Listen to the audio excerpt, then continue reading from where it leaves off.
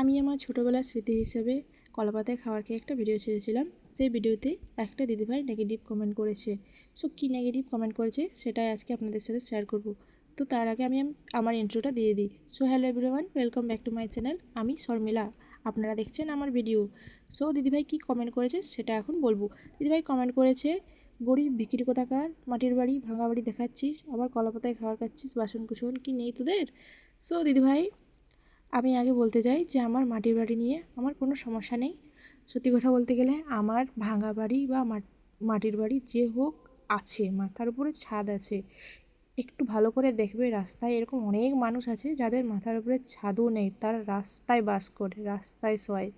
তাদেরকে দেখলে মানে অনেক কষ্ট লাগে, দেখে করে মনে হয় যে না, আমার মাটির বাড়ি হলেও আছে। তো সেই জন্য আমার মাটির বাড়ি নিয়ে আমি অনেক খুশি যে আমার মাথার উপরে একটু ছাদ আছে। আর লজ্জার বিষয়ে যেটা কথা বললেন দিদিভাই, লজ্জা তোমার একদমই নয়। আমি তো মনে করি পৃথিবীর সবথেকে বড় নির্লজ্জ আমি। যদি আমার লজ্জা থাকতো তাহলে আমি সোশ্যাল মিডিয়ায় কাজ করতে আসতাম না। লজ্জা নিয়ে আমি ঘরে বসে থাকতাম মুখ লুকিয়ে। সো দেখেই বুঝতে পারছো যে আমার একদম লজ্জা নেই, আমি পৃথিবীর সবথেকে বড় নির্লজ্জ। তাই লজ্জা নিয়ে কথা বলবে না। আর কলাপাতায় খাওয়া নিয়ে যে তুমি কথাগুলো বলছো সেটা শুনে আমার রাগ না হলেও তামিলনাড়ুর লোকের কিন্তু রাগ হতেই পারে। কারণ একটু ভালো করে দেখবে, তামিলনাড়ুতে বড় বড় অনুষ্ঠান হলে কিন্তু ওরা কলাপাতাই খাবার খায়, যে বড় বড় সেলিব্রিটি হিরো হিরোইন সবাই। তো দিদিভাই, আমি না রাগ করলেও তারা কিন্তু তোমায় এসে কেলাবে। সো দিদিভাই, কলপাতায় একবার খাবার খেয়ে দেখবে কি স্বাদ হয়, দারুণ খেতে হয়।